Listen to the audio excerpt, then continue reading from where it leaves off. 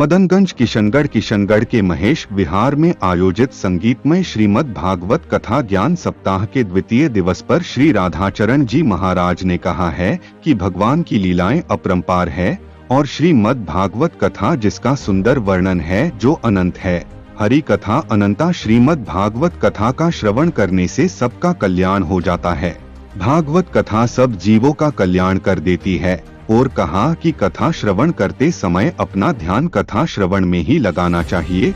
सजगता और भाव से भागवत कथा का श्रवण करना चाहिए। भागवत महापुराण में धुंधकारी के भागवत महापुराण श्रवण करने से प्रेत देह से मुक्त होकर भगवत धाम को प्राप्त करता है। कथा में बताया गया है कि माताओं को किस प्रकार गृहस्थ जीवन का पालन करना चाहिए।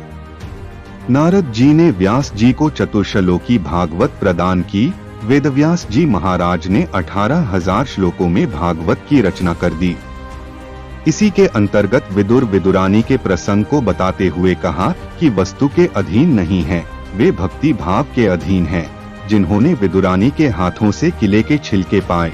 महाभारत का प्रसंग बताते हुए कहा कि श्री परीक्षित महाराज की गर्भ में भगवान ने रक्षा की और परीक्षित के जन्म का वर्णन किया। संध्या के समय भक्तमाल कथा का वर्णन करते हुए संत कुंभनदास जी, माधवदास जी, घनाभगत जी आदि भक्तों के चरित्र का वर्णन करते हुए कहा कि भगवान भक्तों के सदा अधीन हैं। जब जब भगवान ने इस धरती पर अवतार लिया है तब भक्तों के साथ मिलकर लीलाएं की। कथा के दौरान केंद्रीय कृषि राज्य मंत्री भागीरथ चौधरी को श्री राधाचरण जी महाराज ने उपरना व शॉल ओढ़ाकर सम्मानित किया।